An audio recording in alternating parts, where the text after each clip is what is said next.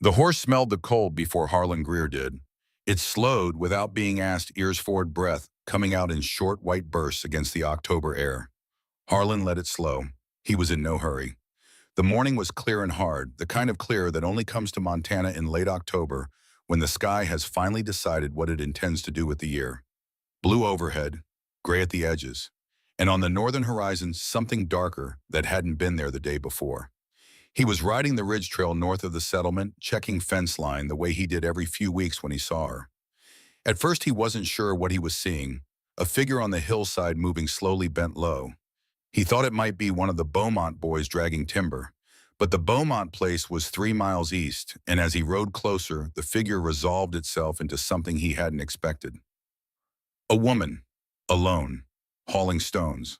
Not small stones either. River rock and sandstone pulled from the ridge loaded onto a flat wooden sled she had built herself from what looked like 2 warped planks and a length of rope. The sled had no runners worth speaking of. It scraped the ground with every pull, and she pulled it anyway, leaning forward into the weight boots, finding purchase in the loose hillside soil, arms straining against the rope that crossed her shoulders like a harness. Harlan Greer stopped his horse at the edge of the trail and watched. He was 52 years old and had been running cattle in Judith Basin for 11 of those years.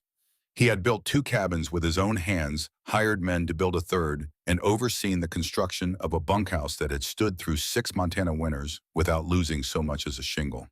He knew building, he knew this country, and he knew with the particular certainty of a man who has survived long enough to stop questioning his own instincts that what he was looking at was a mistake. The woman was Eleanor Vance. He knew her by the gray wool coat and the way she moved, purposeful, contained with nothing wasted. He had seen her at the settlement store twice since her husband died. She had nodded at him both times. He had nodded back. That was the extent of it. Her husband, Cormac Vance, had been a freight man, good with horses, decent with his hands, quiet in the way that either meant a man was thoughtful or had simply run out of things to say. He had died 2 winters back when his wagon broke through ice on the Judith River. Happened fast the way those things do. One moment a man is crossing a river he has crossed 20 times before. The next moment the river has him. Eleanor had stayed on the claim after that. Most people expected her to leave. A widow with 2 young children, 40 miles from the nearest town of any size with a homestead that barely cleared enough to get through winter. The sensible thing, the thing people quietly expected and privately hoped for, because it would have confirmed what they already believed about the limits of a woman alone, was to pack what she could carry and go back east. She had not gone back east.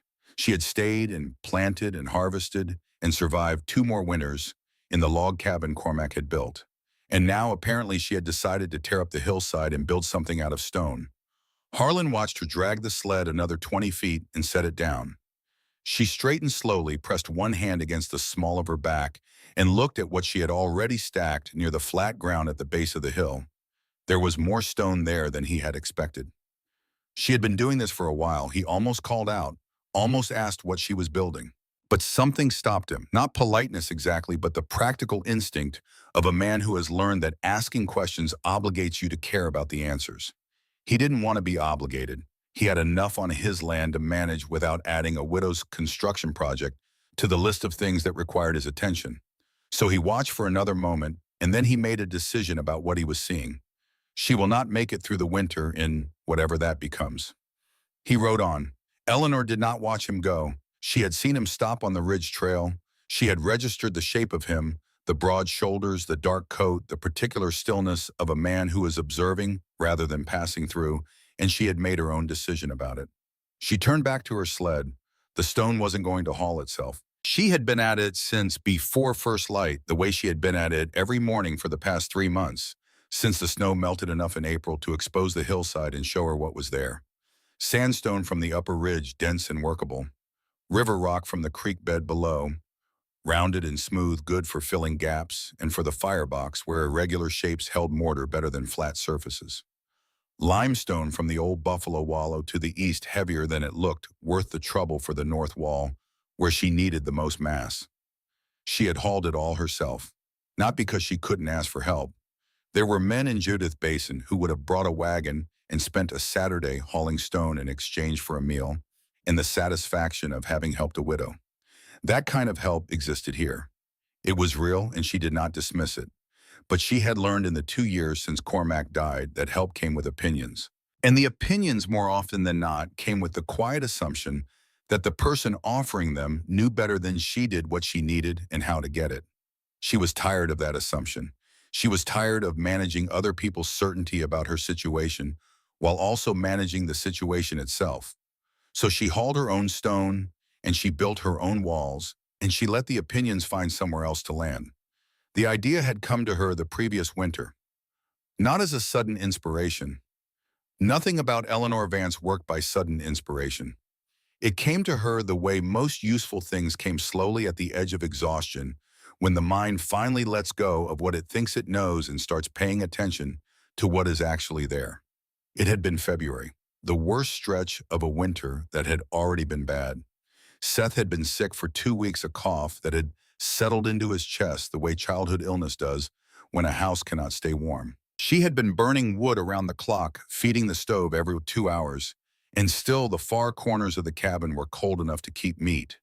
The floor was so cold that she had the children sleep in the loft closer to the ceiling, where the heat tried to collect before it escaped through every gap in the logs. She was sitting by the stove at 3 in the morning, waiting for it to need feeding again, and she was thinking about her father. Silas Webb had been a stonemason from Cornwall, England, who had come to America when Eleanor was 3 years old and had spent the next 30 years building things in southern Colorado that he said would outlast everyone who criticized them. He had been right about that.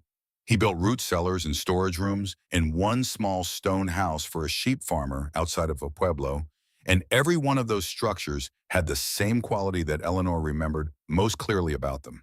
They held temperature, not perfectly, not magically, but they held it the way nothing made of wood ever quite managed. You could walk into one of her father's stone rooms in July when the Colorado sun was trying to cook everything above ground and find air inside that was 10 degrees cooler than the air outside. And in winter, she remembered this distinctly from childhood visits to the sheep farmer's stone house. You could let the fire burn down to coals at midnight and wake in the morning to a room that was still warmer than the air outside. The stone had taken the heat and held it and given it back slowly through the night. Wood fights the cold and loses every time, her father used to say, in the particular accent that never quite left him, no matter how many years he spent in America. Stone doesn't fight, stone simply waits it out. She had grown up with that idea. She had never needed to use it before. Sitting by the stove at 3 in the morning, listening to Seth's rough breathing from the loft above her, she needed it now. By May, the ground had thawed enough to work with, and Eleanor had already chosen her site. Not where the old cabin stood. She would keep the cabin. It had its uses storage mostly, and she didn't have the time or energy to tear it down, but the new structure would sit 40 feet to the west at the base of the hillside where the slope gave her something to work with. Her father had taught her this too, though she hadn't understood it as a lesson at the time. She had understood it only as observation. His best buildings always used the land itself as part of the structure. The north wall of the sheep farmer's stone house was built directly into a low hillside buried 3 feet into the earth on its outer face. The hill became insulation. The cold that came from the north had to get through several feet of frozen ground before it ever reached the stone, and by then it had given up most of what it had. Eleanor's site gave her a natural slope on the north side. She would cut into it, sink the north wall into the earth, and let the hill do half the work for her. The structure would be small, 16 feet by 20. Smaller than the old cabin. She was not building for space. She was building for warmth. The walls would be thick, not for strength, though they would be strong, but because thickness was the whole point. 2 feet at the base. Mass was what held heat. Mass was what gave it back. A thin wall was just a barrier. A thick wall was a battery. The ceiling would be low. 7 feet at the peak. Heat rises. If the ceiling is low, there is less volume for the heat to fill before it starts warming the people in the room. Every foot of ceiling height you add is another foot of air. The fire has to heat before anyone feels it. 2 windows both on the south wall to catch the low winter sun and let it add to what the fire was doing. Covered with oiled canvas because glass was expensive, and canvas worked nearly as well for the purpose. The door set deep into the stone frame facing southeast, protected from the north wind by the angle of the building. The firebox built from dense river rock against the west wall. Short chimney, just enough to draw smoke, not so much that it pulled warm air out of the room along with it. She had worked all of this out on paper first, with a stubby pencil in the back of a ledger book, the way her father had taught her to think through a structure before touching a single stone. He had given her his weighted plumb line when she left Colorado at 19. She still had it. She would use it on every wall. In June, Aldous Pritchett came to see what she was doing. Aldous was 48 years old and had been the best carpenter in Judith Basin for as long as anyone could remember. He built cabins that were straight and tight and weatherproof, and he was proud of this in the specific way that skilled tradesmen are proud, not boastfully, but with an absolute underlying confidence that his way of doing things was the correct way of doing things, and that deviations from it were either ignorance or stubbornness. He arrived on a Tuesday morning with two other men from the settlement, Decker Oaks and a homesteader named Birch Calloway, who had recently staked a claim 3 miles south. They were not precisely inspecting her work. They were in the area, as Aldous explained it, checking on the Calloway claim, and they had come this way by coincidence. Eleanor had been on the frontier long enough to know that almost nothing happened by coincidence. She kept working while they watched. She was laying the third course of the north wall, pressing each stone carefully into the mortar mix she had made from clay sand and a small amount of lime she had traded for at the settlement store. She checked her plumb line after every 3 stones. Aldous watched this for a few minutes. Then he walked along the base of the wall and crouched down to look at the mortar joints. "Clay mortar," he said. "Clay and sand, some lime. Won't hold in freeze-thaw cycles. Lime mortar is what you need. Proper lime, not the little bit you've got here. It will cure and harden over the summer. By winter, it'll be set." Aldous stood up. He looked at the wall. He looked at the thickness of it. He looked at the way the north side was cut into the hillside. "This is going to sweat," he said. He said it not to Eleanor, but to the air between himself and the two men behind him, as though he were making a professional observation to colleagues. "Stone holds moisture, especially in a structure like this with minimal ventilation. You'll have water running down the inside of these walls by January. Mold by February. I've seen it." Birch Calloway nodded slowly, the way men nod when they want to look like they're following a technical discussion. "The ventilation is managed through the door in the chimney draw," Eleanor said. "That's not enough for a sealed stone structure. Wood breathes, stone doesn't. You're going to trap moisture inside here, and it's going to undo everything you've built." Eleanor set down the stone she was holding and looked at him directly for the first time since he'd arrived. "My father built in stone for 30 years, she said, "in Colorado, structures that are still standing. I've been inside them. Colorado is a different climate. The principle is the same." Aldous looked at her for a moment. Then he looked at the wall again. Then he looked back at Birch Calloway, and something passed between them. Not quite a smile, but the shape of one, the social signal that says we have heard what we needed to hear, and he turned back toward the horses. "It's your land," he said. "Build what you want on it." They rode south. Birch Calloway did not come with the wagon of stone he had mentioned to Eleanor the week before when she had run into him at the settlement store, and he had offered to haul a load from the creek bed. She had not asked him for the favor. He had offered. She had said it would be helpful. He never came. Eleanor went back to hauling her own stone. Ada was 9 years old and had her father's dark eyes and her mother's way of watching things carefully before deciding what she thought about them. She had been following Eleanor to the construction site since June, walking the half-mile from the old cabin with Seth beside her, carrying water and the noon meal in a cloth sack. Seth was sick, still round-cheeked, with a tendency toward chest colds that had started the first winter after Cormac died and had not entirely left him since. He was a good-natured child who adapted easily to circumstances, which was fortunate, because the circumstances of his life required considerable adaptation. Ada watched her mother work and asked questions. "Why does it have to be so thick?" "Because thick walls hold heat the way a heavy coat holds body warmth. A thin coat lets the cold through. A thick wall keeps it out." "Why not just build the walls thicker on the old cabin?" "You can't add thickness to a log wall from the outside. The logs are already there. You'd have to start over." Ada considered this.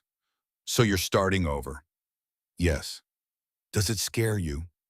Eleanor thought about this question more than it probably warranted. "No," she said finally. "What scared me was another winter in a house that couldn't keep you warm. This doesn't scare me." Seth, sitting on a flat rock nearby eating an apple, said nothing.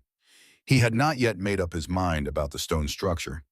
It looked to him like something you dug rather than built like a root cellar or a grave, and he said so one afternoon in August with the directness of a 6-year-old who has not yet learned that some thoughts benefit from being kept inside. It looks like a place where you put dead things, he said. It looks like that from outside, Leonard said. Come inside. She took his hand and led him through the door frame. The door itself had not been hung yet into the half-finished interior. It was dim lit only by the 2 canvas windows on the south wall and the open door behind them. The stone walls rose on all 4 sides. The log roof beams were in place, waiting for the sod layer that would go over them. Put your hand on the wall, Eleanor said. Seth put his small hand flat against the sandstone of the west wall. The stone was still warm from the afternoon sun. He looked surprised. It's warm, he said. It took the sun in all day, and it's holding it. Tonight, when the air gets cold, it'll still be warm. Not hot, just warm, like a hand that's been holding yours. Seth stood with his palm against the stone for a moment. He was thinking in the way children think when something has genuinely surprised them rather than merely interested them. Okay, he said. I don't think it's a grave anymore. By September, the walls were up, the roof was laid, the chimney was set, and the door was hung. Eleanor stood back and looked at it. It was not beautiful. It never would be. The walls were rough and irregular where different stone types met. The roof sat low and heavy, sod-covered and uneven brownish gray against the hillside. From the trail, it looked like something the land had made by accident rather than something a person had built on purpose. But it was done, and it was hers, and hers. And it had been built to the measurements her father had taught her, with the plumb line he had given her using stone she had hauled herself from 3 different sources across her own land. She walked inside. The air was still. Not stale, the chimney drew a steady, gentle current, but still in the way of rooms that have been sealed against the outside world. She stood in the center of the single main room and turned slowly. The stone was warm where the south wall had caught the afternoon sun. The floor tamped earth covered with the rough pine planks she had salvaged from the old cabin's spare lumber was solid underfoot. The firebox against the west wall was cold now, waiting. She thought about her father. She thought about the sheep farmer's stone house outside of Pueblo, and the way the air inside it had always felt different from the air in the wooden buildings around it. Contained, steady, like the air in a cave, but warmer. She thought about Seth's thin chest and the sound of his breathing in February. She thought about Cormac going out into the dark for the 5th time in one night to get more wood. She did not let herself stay with that thought for long. She had a habit of allowing grief a certain amount of space and then withdrawing from it before it expanded to fill everything. That discipline had kept her functional for 2 years. She intended to keep it. Nora Hewitt came in the first week of October. She was the settlement school teacher, 38 years old, a woman from Ohio who had come west with a husband who had subsequently left her with 2 opinions about everything and no forwarding address. She had stayed on and made herself useful, and she was sharp-eyed and direct in the way of women who have given up on the social performance of uncertainty. She walked around the exterior twice before she said anything.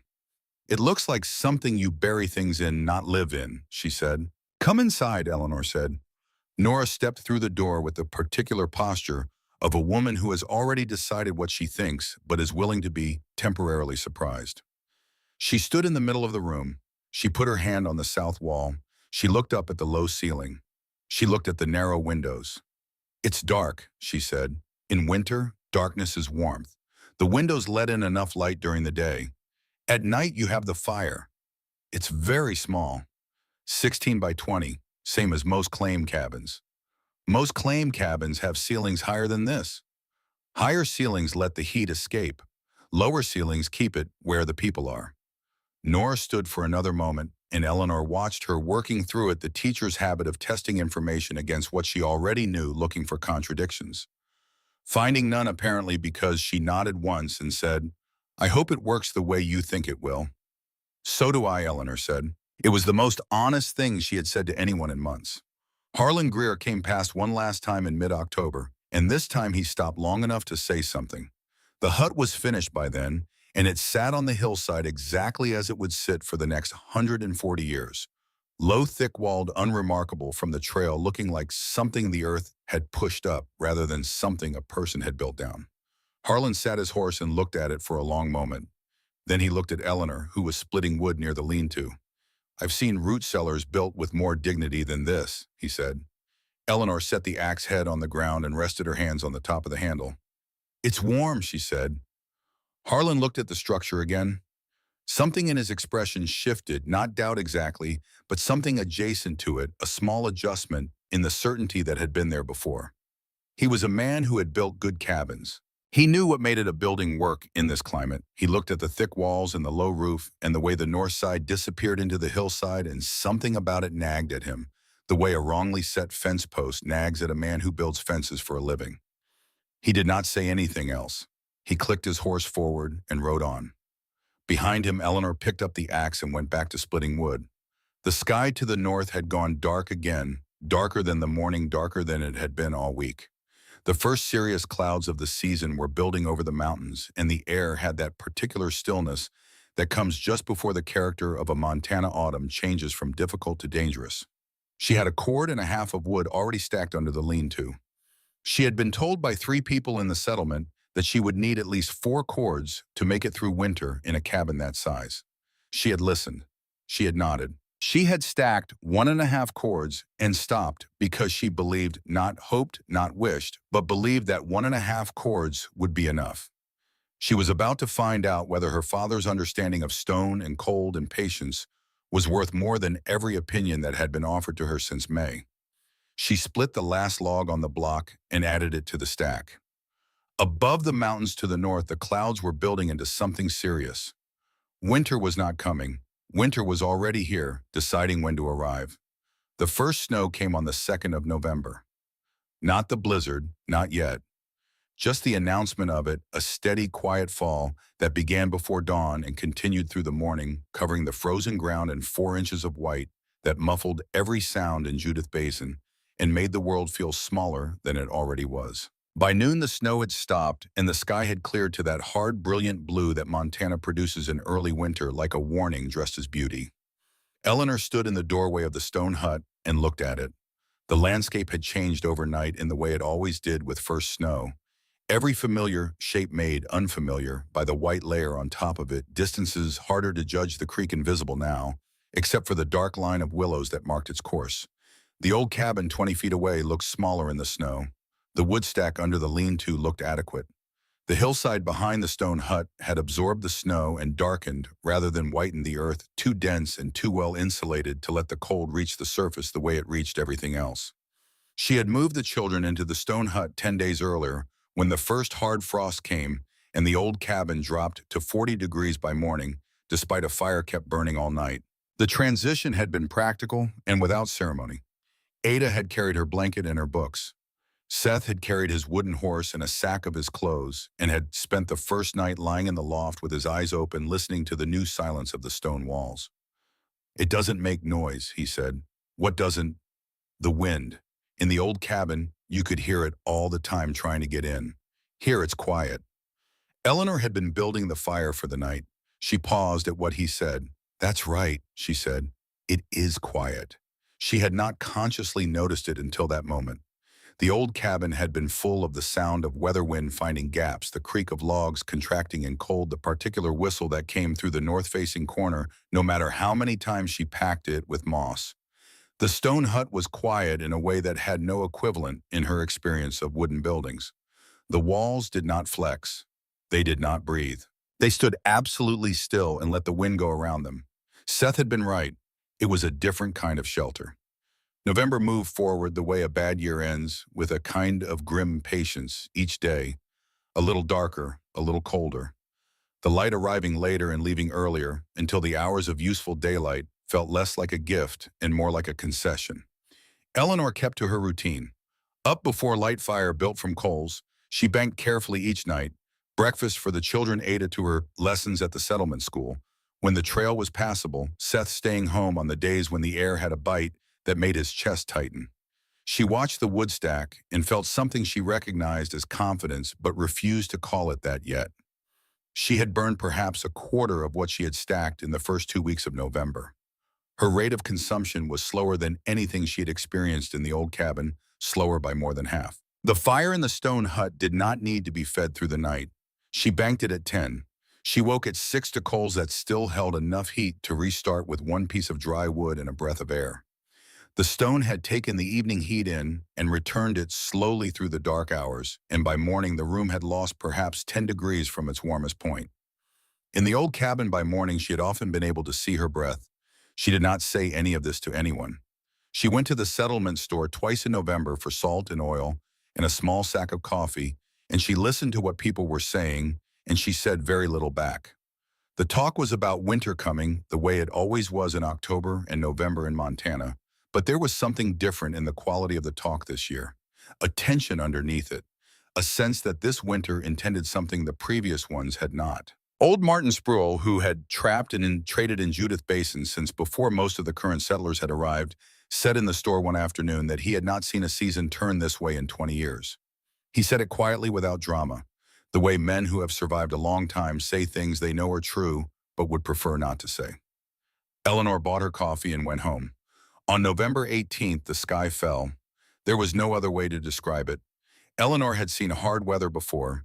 She had been through 3 Montana winters, and the first of them, the winter after Cormac died, had been genuinely brutal cold enough and long enough that she had rationed food in January and wood in February and hope in March. She knew what bad winter looked like. This was different. It began the way Martin Sproul's careful tone had suggested it might, with a drop in temperature, so sudden and so deep that it felt less like cooling and more like something being taken away. The thermometer on the outer wall of the old cabin Cormac had put it there, and she had never moved it, read 12 degrees at noon on the 18th. By 3 in the afternoon, it read 4.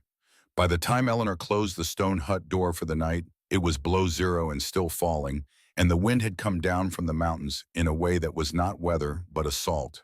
The snow came with it, not falling driving, horizontal in the gusts, packed and hard, finding every surface and scouring it. Within 2 hours of full dark visibility was nothing. The world outside the stone hut was a single undifferentiated white roar, and it pressed against the walls with a physical force that Eleanor could feel through her feet. She added one log to the fire. 1. She checked the door set deep in its stone frame, sealed with the heavy pine threshold Cormac had planed smooth on his last autumn, and it was solid. She went up to the loft and checked the children. Ada was already asleep. Seth was awake, eyes wide, listening. "Is it bad?" he asked. "It's a big storm," she said. "We're all right. I can hear it on the roof. That's the sod shifting. It's supposed to do that. It's settling under the weight of the snow. It makes it better, not worse." Seth looked at her with that particular expression children produce when they are not entirely certain that they believe what they are being told, but have decided to believe it anyway because the alternative is worse. "Okay," he said. She sat with him until his eyes closed. Then she went back down to the fire, added nothing to it, and sat in the chair by the firebox to listen. 3 miles south and east, Harlan Greer was burning his third armload of wood since midnight. His cabin was the best-built structure in the settled part of Judith Basin. He had always been certain of this. Heavy pine logs, carefully checked with oakum rather than the moss and mud most homesteaders used. A stone hearth with a proper draw that he had spent 3 days setting right. Double-hung shutters on all the windows. He had put this cabin together with the care of a man who intended it to stand for generations, and it had stood well through every winter he had put it through. This winter was testing things he had not known were there to test. The wind found angles. That was the only way he could describe it to himself in the long, cold hours of the first night.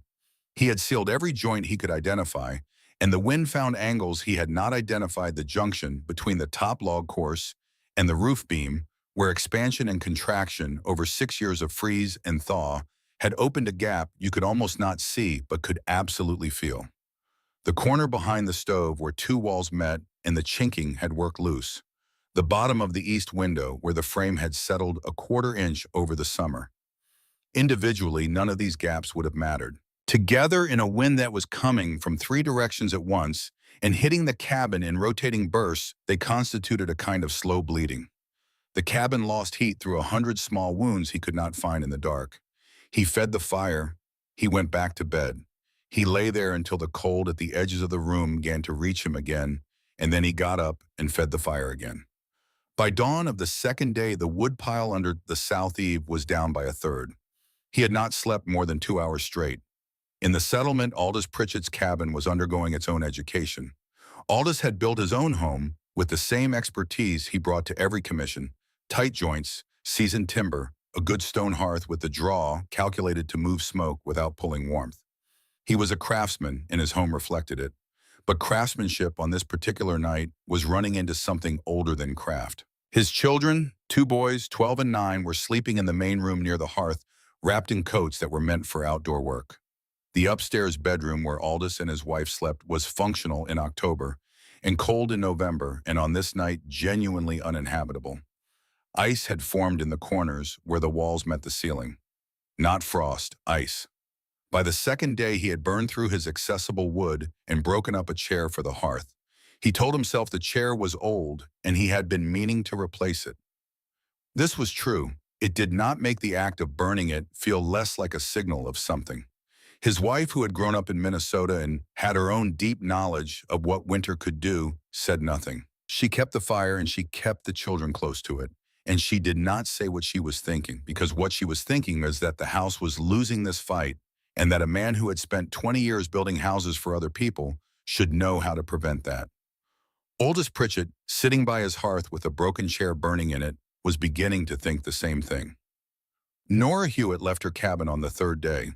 She had held on longer than most, partly from stubbornness and partly from a school teacher's habitual belief that problems submitted to with sufficient discipline could be managed. She had managed the first night with extra blankets. She had managed the second night by sleeping in front of the stove in her sitting room. On the morning of the third day, she woke to find that the water in the basin she kept on her kitchen shelf had frozen solid, and that she could see light through two places in her north wall where the chinking had failed entirely. She packed a bag dressed in everything she owned and walked 40 yards through a blizzard to the home of the Decker Oaks family, where 3 adults and 4 children were already sharing the main room around a fire that was burning down faster than they could feed it. She arrived with snow packed into the folds of her coat and ice on her eyebrows. Decker Oaks opened the door and looked at her with an expression that contained both relief and a kind of grim recognition. Relief that she had made it, recognition that her being here meant one more person competing for the warmth that the room was already failing to produce. "Sit close," he said. "We've got enough wood for another day, maybe 2. Nora sat close. She thought about Eleanor Vance alone in a stone hut 3 miles north, and she felt something uncomfortable that she recognized as a mixture of concern and something else she was not yet ready to name. 3 miles north, on the second morning of the storm, Seth Vance developed a fever. Eleanor discovered it at first light when she came up to wake the children and found him hot to the touch. Not sweating, the room was not hot enough for sweating, but carrying the specific dry heat of a child's body fighting something off. His eyes were bright and his movements were slower than usual, and he complained that his head hurt. She brought him down to the main room and settled him near the firebox with a blanket and a cup of water heated on the coals. She felt his forehead again. She felt the glands in his neck. She made the calculations that mothers make in the absence of doctors. How hot is too hot? How long before this becomes something that cannot be managed at home? What are the things she would need, and does she have them? She had willow bark dried the previous spring. She had chamomile. She had the knowledge passed from her own mother and from 3 winters of managing Seth's recurring chest complaints of what a fever that needed watching looked like versus what a fever that needed intervention looked like. This one felt like watching. But, standing in the stone hut at first light, with the wind roaring outside and her son burning beside her, Eleanor felt something that she had not allowed herself to feel since May. Not fear exactly, something quieter and more internal than fear. A questioning. What if Aldous Pritchett was right? The thought came without invitation and would not leave when she tried to dismiss it. She had been so certain. She had been certain in the way her father was certain, not arrogantly, but fundamentally at the level where knowledge lives rather than opinion. She had built what he had taught her to build, and she had trusted that it would work. But Seth was feverish, and the wind outside sounded like something alive and enraged. And the stone hut, for all its warmth, was still a structure she had built alone without help against the expressed professional opinion of the most experienced builder in the county. What if the moisture was there building inside the walls, invisible until spring, when it would reveal itself as exactly the failure Aldous had predicted? What if the clay mortar was failing in the freeze-thaw cycle, weakening invisibly, and the walls that felt solid were becoming something else? What if she had built her children into a mistake? She stood in the center of the room and she let the thought be there.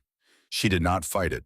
Fighting it would have taken energy she needed for other things, and she had learned that some fears need to be looked at directly rather than pushed away. Then she did the thing her father had taught her when a building was making him uncertain. She inspected it. She went to the north wall first, the buried wall, the one most likely to carry moisture. She put both palms flat against the stone and held them there. The stone was cool, significantly cooler than the south wall or the firebox wall, but not cold, not damp. She pressed into the mortar joints with her fingers, checking for the soft, crumbling texture that moisture damage produces. The joints were hard. The clay had set solid over the summer and hardened further in the dry autumn air, exactly as she had said it would. She moved along the north wall, checking every foot of it. Hard, dry, solid. She checked the east wall. The same. She checked the corners where moisture and failure begin when they begin. Hard, dry.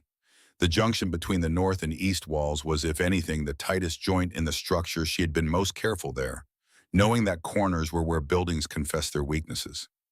She checked the floor around the base of each wall for dampness. The tamped earth was dry. She stood back and looked at what she had checked and felt the fear move through a doorway in her mind and diminish on the other side of it, not gone, but manageable, reduced to its proper size.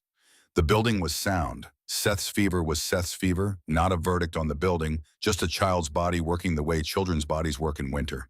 She had seen it before. She would see it again. She made the willow bark tea and brought it to him. "It tastes bad," he said. "It works better than it tastes." He drank it. She sat beside him. The fire held steady. The stone walls held steady. Outside, the blizzard held steadiest of all, driving snow against the south windows with a sound like handfuls of sand thrown hard. Seth's fever broke the following morning without further assistance. He asked for porridge and then fell back asleep, which Eleanor took as the best possible sign. In 48 hours, he was playing in the loft again, apparently not inconvenienced by the fact that the world outside was trying to end. It was Cabell Morrow who arrived on the morning of the fourth day. He came from the north, which told Eleanor, before he even spoke, that he had been caught out in the open. There was nothing north of her claim but high country and the mountains, and no reason to be coming down from that direction, unless you had been somewhere in it when the storm hit. He knocked at the door at first light. Eleanor opened it. The man outside was large, 6 feet and broad, through the shoulders, 55 years old, built by 3 decades of trapping and wilderness work into something that resembled timber more than flesh. His beard was ice. His coat had snow packed into every fold of it.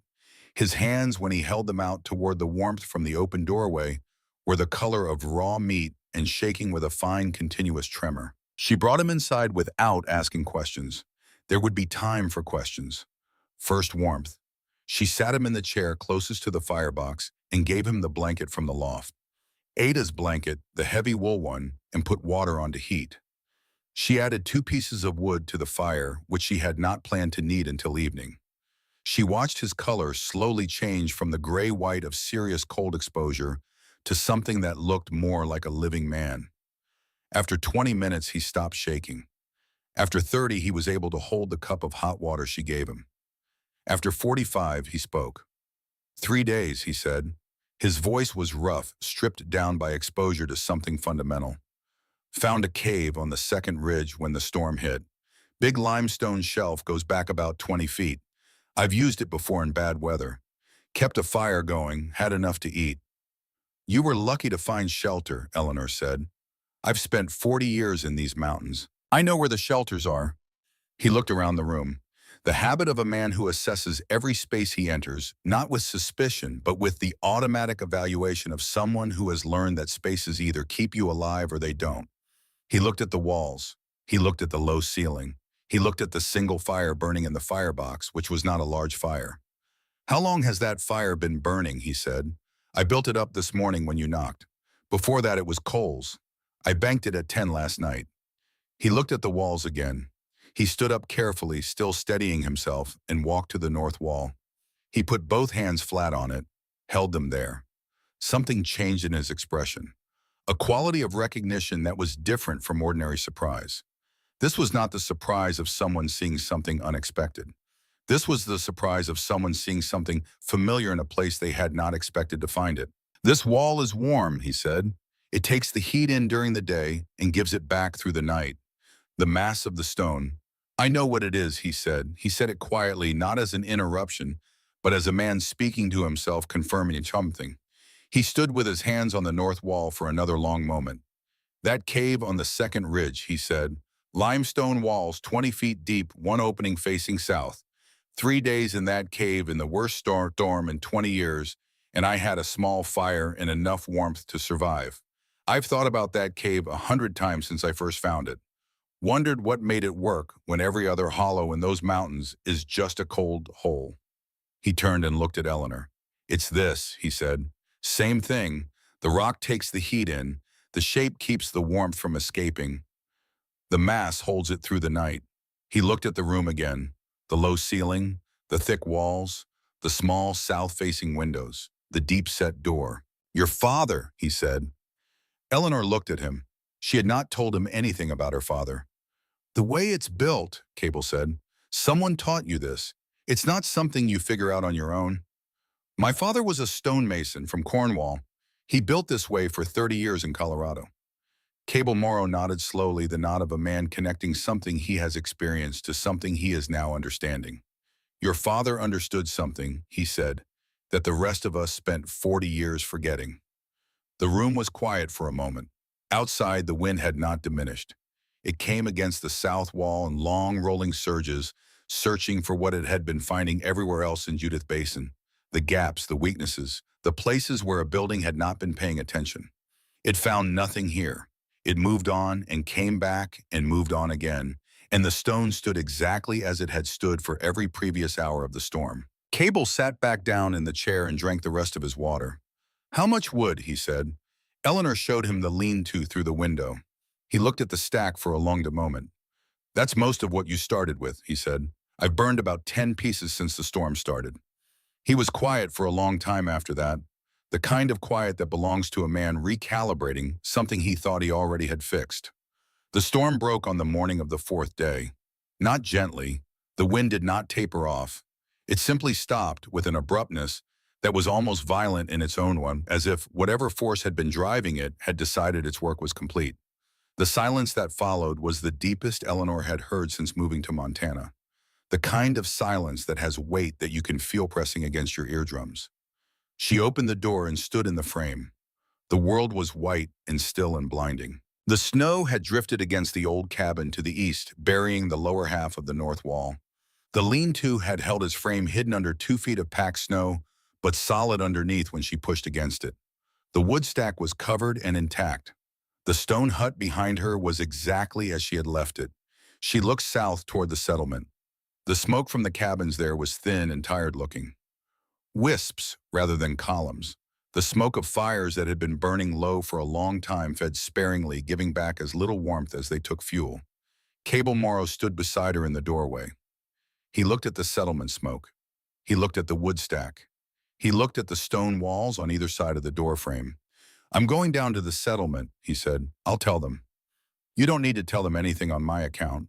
He looked at her. I'm not doing it on your account, he said. I'm doing it on account of the truth. He left an hour later, walking south through the snow, the shape of him getting smaller as he crossed the flat ground toward the settlement.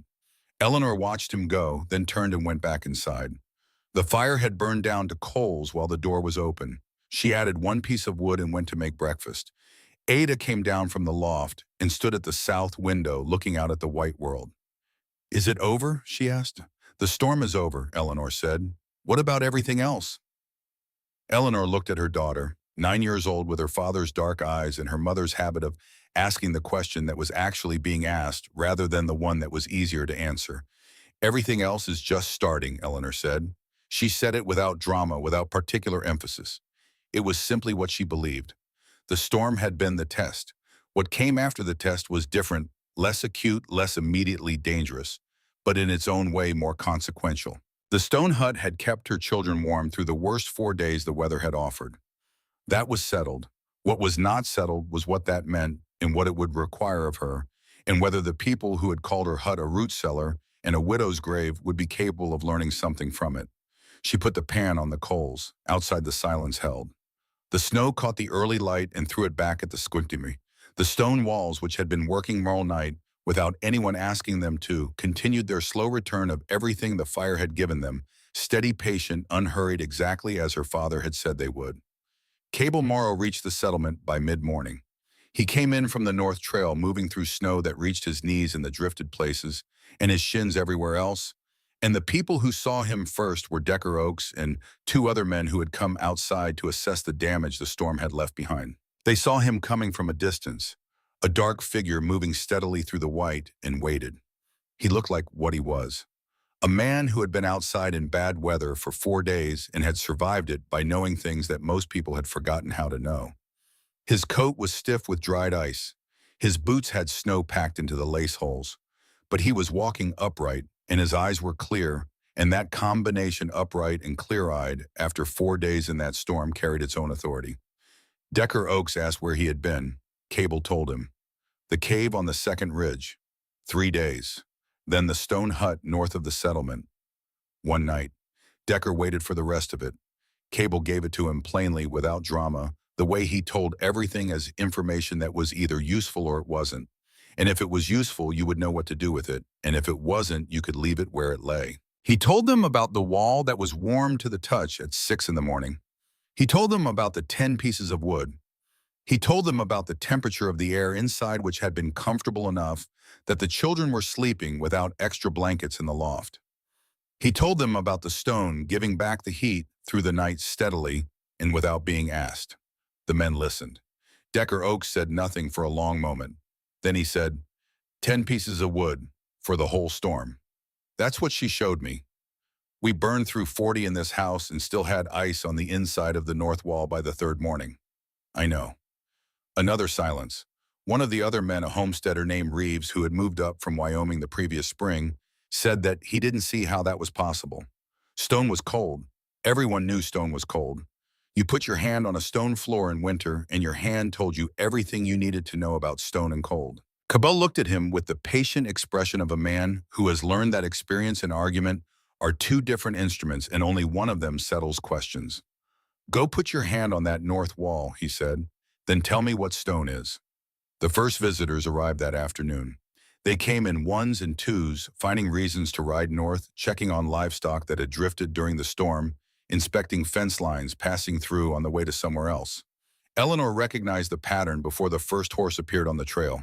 She had lived in small communities long enough to know how curiosity moved through them, sideways dressed as practicality, arriving at its real destination by the longest available route. She did not go out to meet them. She kept working. She had wood to restack a loft to tidy 2 days of laundry backed up from the storm. She let them come to the door, and she opened it, and she invited them in, and she let them stand in the room and feel what it felt like. She did not explain. She had found in the months since she started building that explaining produced argument, and argument produced the need for someone to be right and someone to be wrong, and that particular dynamic was exhausting and pointless, and she was done with it. The room could explain itself. The walls could explain themselves. A hand pressed flat against stone that should have been cold and was instead warm needed no commentary from her. Reeves came first, which surprised her. He was a young man, early 30s, recently arrived from Wyoming, without the entrenched habits of the older settlers. He came in, looked around, put his hand on the wall, and left 20 minutes later without saying much. But he came back the following day with his wife, and his wife stayed for 2 hours asking careful questions about the mortar and the ceiling height and the placement of the firebox.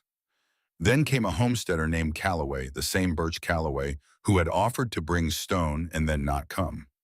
He arrived without acknowledging the previous offer or its non-fulfillment, which Eleanor thought was probably the most she could expect from that particular situation, and she let it go completely. He was interested in the north wall and the way it disappeared into the hillside. He kept running his hand along the joint where the stone met the earthen bank. She explained the principle once simply, and he nodded and was quiet and looked at it for a long time. The visits continued. Day by day through the last week of November and into December, people found their way north. Some came from genuine curiosity. Some came because Cable Morrow had told them to, and Cable's word carried weight in the basin, in ways that most other people's words did not.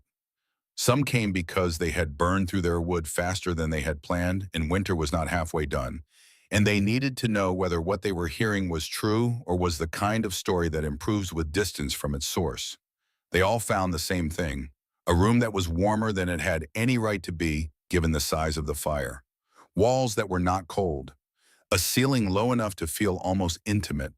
A quality of air that was different from the air in their own homes, not stuffy, not stale, but held contained the way air inside a cave is held and contained without becoming dead.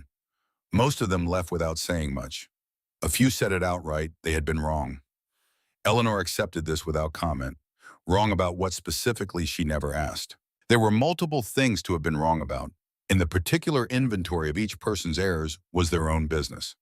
Emmett Stroud arrived on the 24th of November. He was 45 years old and had come to Judith Basin from St. Louis 3 years earlier, bringing with him the habits of a man who had spent 20 years as a land surveyor, a preference for measurement over impression, and the specific distrust of anecdote that comes from having seen too many men make decisions based on what something felt like rather than what it was. He arrived with a thermometer. It was a good one, a mercury column instrument in a brass casing, the kind that cost real money and was accurate to within a degree.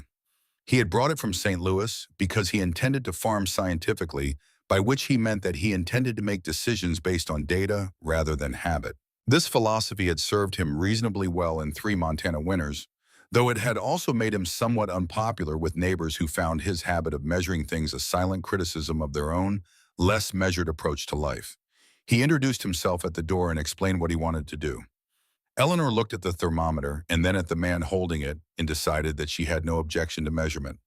"How long do you need?" she asked. "A week, if you'll permit it. Morning, midday, and evening readings, inside and outside both." "Come whenever you need to," she said. "The door will be open." He came every day for 8 days. He was quiet and methodical and took up very little space, which Eleanor appreciated. He took his readings, recorded them in a small leather notebook, thanked her, and left. He did not offer opinions or ask questions beyond what was necessary for the measurements. He was there for the numbers, and the numbers were what he got. On the 3rd day of December, he came not for readings, but for something else. He stood in the doorway with his notebook open. "I've been taking readings at my own cabin as well," he said, "for comparison. I thought you might.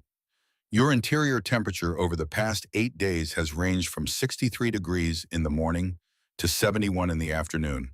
It has never gone below 62 and never above 73. He paused. "My cabin, which is 16 by 18, slightly smaller than this, has ranged from 41 in the morning to 64 in the afternoon. I burned 38 pieces of wood in the same period." He looked at his notebook. Then he looked up. "You burned 16, he said. "I watched you. I counted." Eleanor said nothing. "The temperature differential is approximately 20 degrees on average. The fuel consumption differential is more than 2 to 1 in favor of this structure." He closed the notebook. "These are significant numbers." "Yes," she said, "they are." Emmett Stroud looked at her for a moment with the expression of a man who has been measuring things long enough to know that some measurements change the shape of everything that came before them. "I'm going to share these numbers at the settlement store," he said. "I think people need to see them." "That's your choice to make," Eleanor said. He shared them the following Saturday when the settlement store was at its fullest, the weekly gathering when people came in for supplies and stayed for conversation, the closest thing Judith Basin had to a town meeting. He read the figures aloud from his notebook plainly, without editorial comment. Temperature readings and wood consumption numbers, and the differential between the stone hut and the standard timber cabin construction of the basin. Eleanor was not there. She had not been invited and had not invited herself. She heard about it afterward from Nora Hewitt, who had been there and who arrived at Eleanor's door the following Monday with a particular expression on her face. Harlan Greer had been at the store when Emmett Stroud read the numbers. Nora told Eleanor this in the careful way of a woman who is conveying information that she knows will matter without being entirely certain how it will land. Harlan had listened to the numbers without speaking. When Stroud finished, several people had responded, some with questions, some with the particular verbal hedging of people who are not yet ready to fully abandon a position they have held publicly. Harlan had said nothing through any of it. He had bought his tobacco and his nails, and he had left. 3 days after the store meeting, he rode north. Eleanor was splitting wood when he came up the trail.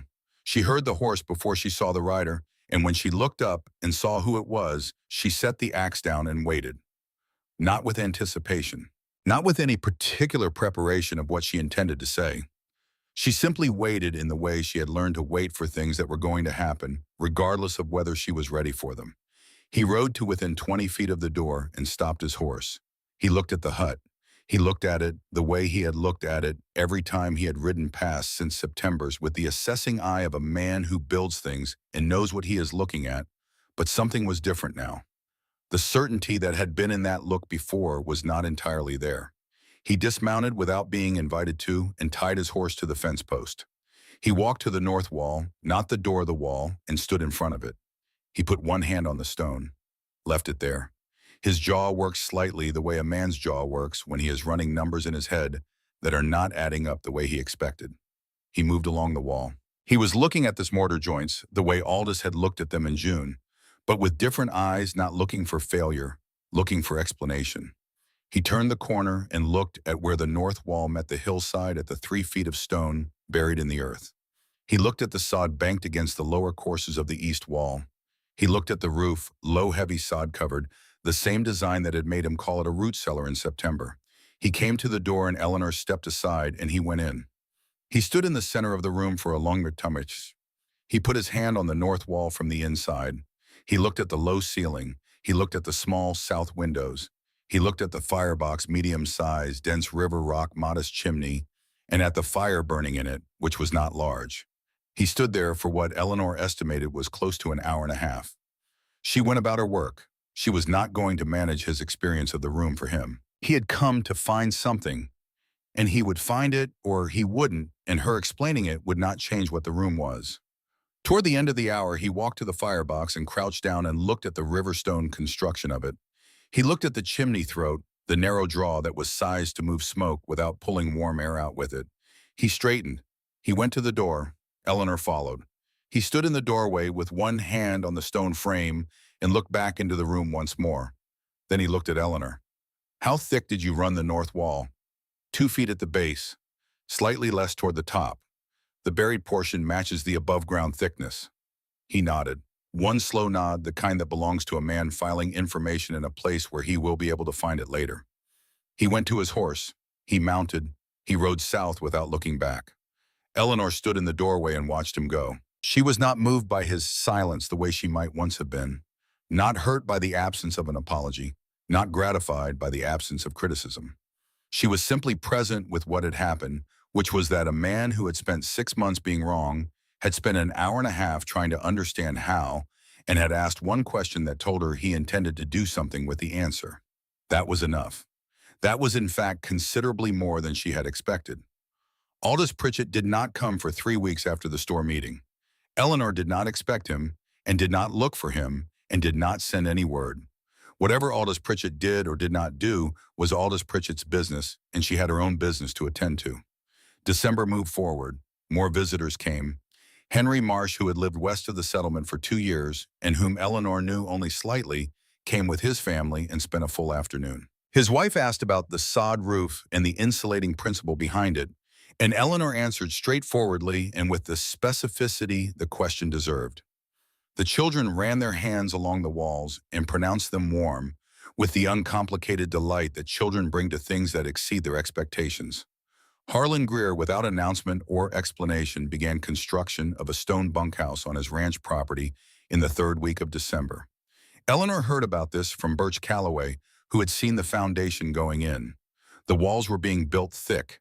The north side was being set into the slope of the land. Eleanor heard this and felt nothing in particular except a quiet satisfaction that was not about being right. It was about Seth sleeping through the night without a cough. It was about Ada reading by lamplight in a room that did not require a coat. It was about 1.25 cords of wood sitting under the lean-to in December, when every other homestead in the basin was calculating whether they had enough to make it to March. Nora Hewitt came in the 2nd week of December and did not leave for 3 hours. She walked every inch of the interior, examined the mortar joints, looked at the firebox construction, stood under the lowest point of the ceiling, with her hand raised to measure the distance from her palm to the sod above. "I was wrong," she said. which for Nora Hewitt was a statement of considerable personal cost, and Eleanor received it accordingly without minimizing it or amplifying it. You hadn't seen it work yet, Eleanor said. You had every reason to reserve judgment. I didn't reserve judgment. I made it. Yes, Eleanor said. You did. Nora looked at her for a moment. Then she almost smiled. You're not going to make this easy for me, are you? I'm not trying to make it hard. I'm just being accurate. That's the same thing sometimes. Eleanor considered this. Sometimes, she agreed. Nora called the hut a fortress before she left, standing in the doorway and looking back at the room with an expression that had moved past professional assessment into something more personal. It is, Eleanor said. That's exactly what it is.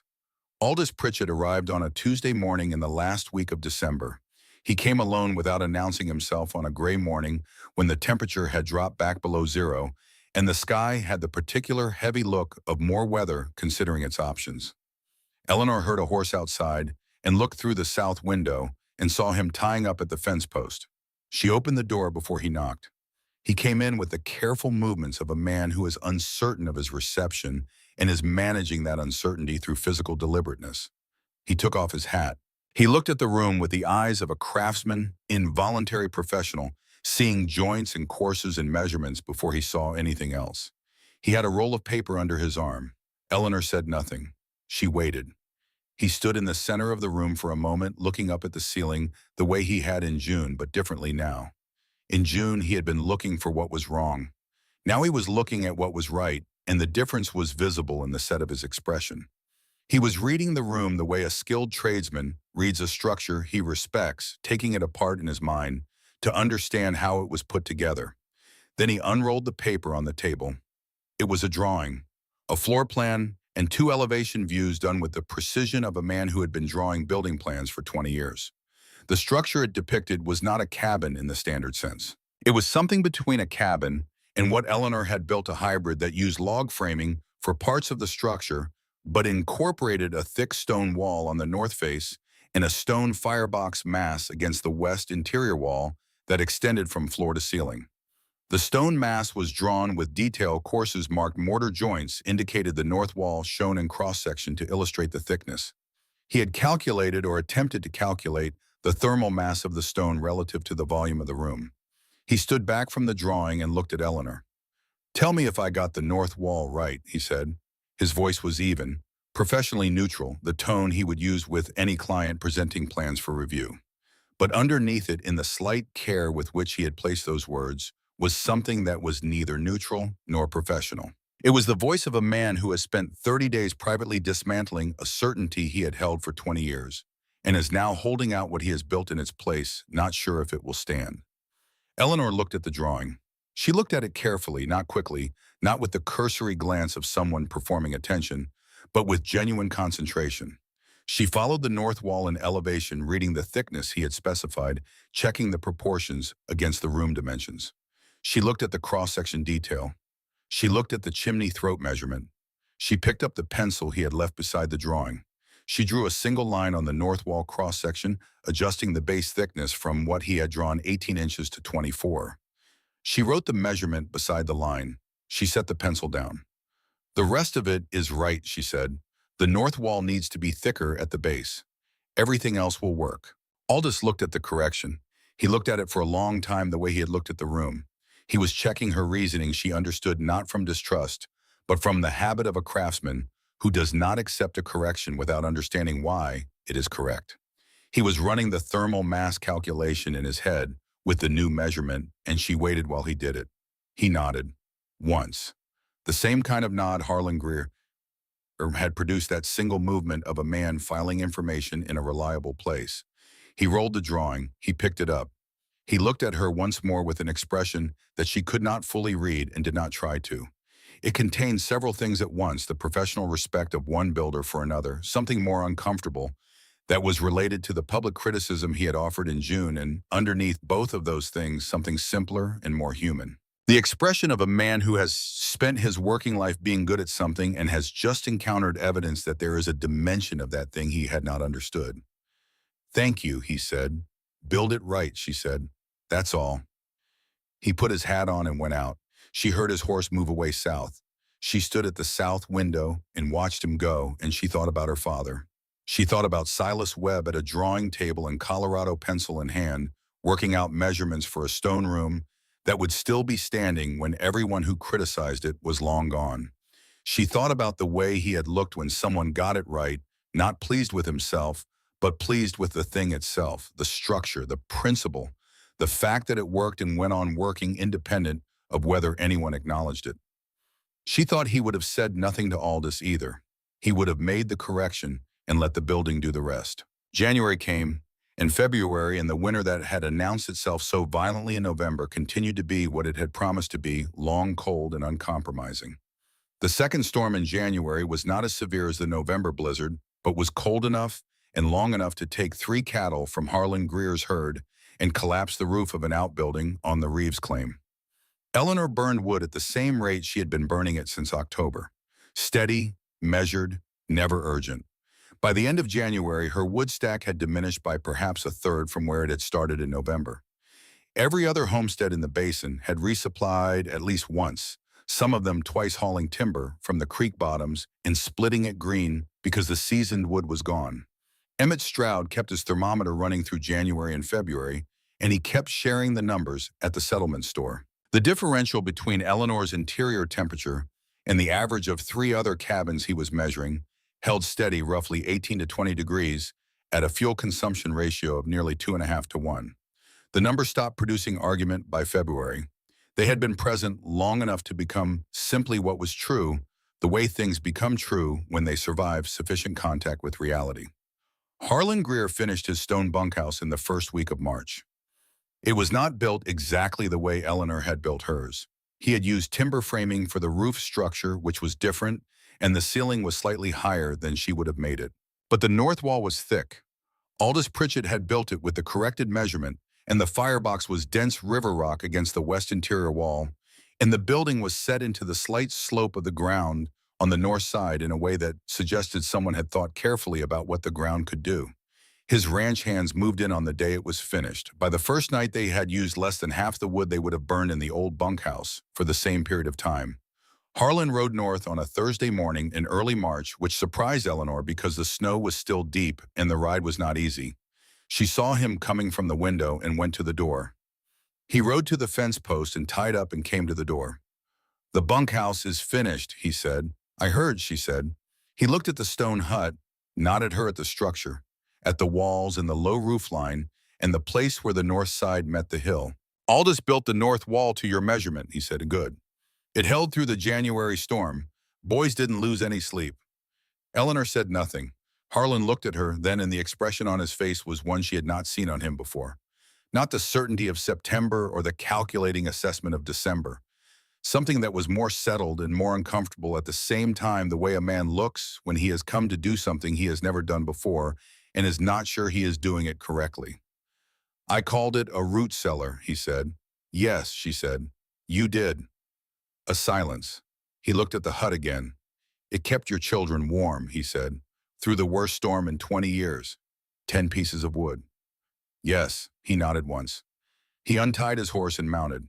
"You built it right," he said, and he rode south. Eleanor stood in the doorway and let the cold air come in around her and watched him go. It was not an apology. She had not needed an apology. What it was, "you built it right," was something more rare and more valuable than an apology. It was recognition from a man who did not offer it casually, offered in the only terms he had for it. She accepted it as what it was. Spring came late as it does in Montana, grudging and incremental, the cold retreating 1 degree at a time, as if reconsidering each degree before releasing it. In March and April, the building began. Not everyone, not all at once, but across Judith Basin in ones and twos, homesteaders and ranchers began to rethink what they were living in.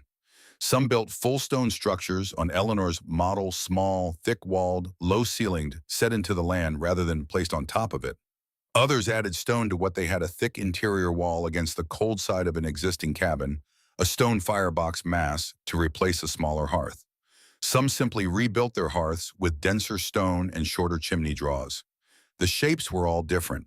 The principle was the same: thick mass, low ceiling, minimal openings, the land itself used as insulation wherever the ground permitted. Stone that took heat in and gave it back slowly through the coldest hours of the coldest nights. Nobody called it Eleanor's method. Nobody called it anything which Eleanor thought was the most honest thing that could happen to an idea.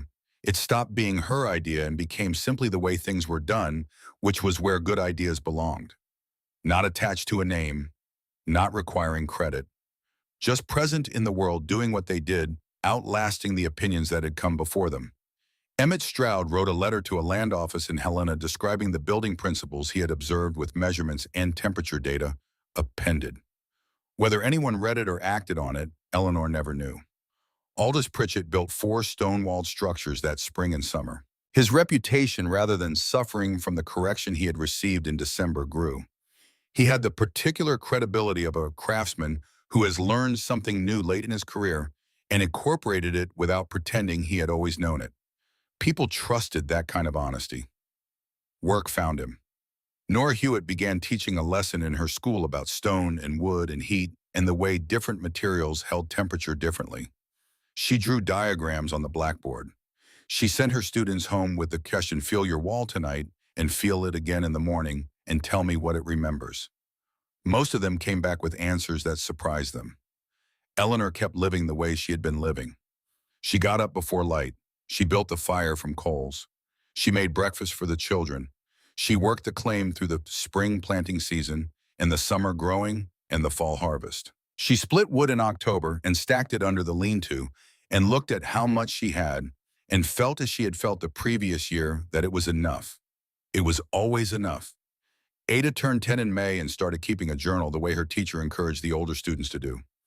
In November, a year after the great blizzard, Eleanor came across the journal open on the table where Ada had left it. She did not read it. She had not been invited to read it. But the page it was open to had a drawing on it, not writing a drawing, a floor plan and an elevation. Small, careful, done with the particular precision of a 9-year-old who has grown up watching someone measure things with a plumb line. The drawing was of the stone hut. Eleanor stood over it for a long moment. She looked at the north wall as Ada had drawn it, thick at the base buried in the hillside. She looked at the low roof line. She looked at the small, south-facing windows and the deep-set door. The proportions were right. Not perfect, Ada was 10, but right in the ways that mattered. The child had been watching. The child had understood what she was watching, and the child had put it on paper. Below the drawing, Ada had written one sentence in her careful schoolroom hand. "This is how you build a house that keeps you warm." Eleanor stood at the table in the stone hut that her father's knowledge had made possible, and her own hands had built, listening to the silence that thick walls produce. And she thought about the stonemason from Cornwall, who had taught her that stone didn't fight the cold, that it simply waited, that patience was not passivity, but a form of power that outlasted everything that came against it. She thought about the plumb line he had given her, which was hanging on the wall beside the door, exactly where she had put it the day she moved in. She thought about what it meant to pass something forward, not as instruction, not as lesson, not as the deliberate transfer of knowledge from one generation to the next, but simply as living, as doing the thing the right way consistently in front of someone who was watching. Ada had been watching. The stone hut stood on the hillside north of what would become Lewistown, Montana, and it would stand there for another 140 years through winters that would have surprised even the winter of 1883. The roof would be replaced 3 times. The door would be rehung twice. Emmett Stroud's thermometer readings would be found in an archive in Helena in 1971 by a graduate student writing a thesis on frontier building practices, and the thesis would note the unusual efficiency of the structure with the kind of careful academic language that strips wonder out of things in the process of documenting them. The walls would not move. Step inside on a winter afternoon, which you still can, because the structure still stands and the land it sits on is still accessible and you will feel it. The air is different in there, still and held and steady in a way that has nothing to do with any fire currently burning, because there is no fire currently burning. It is the stone remembering, taking in the thin winter sun through the south-facing windows and holding it the way it held the heat of every fire that Cormac Vance's widow built in it through the long winters of her life there. A frontier laughed, a blizzard came. The stone hut answered without raising its voice, without fighting, without doing anything except what stone does, when it has been placed correctly by someone who understood that the oldest materials used with patience and knowledge and the willingness to be called foolish before being proved right do not need to be defended. They only need to stand. And stand it did.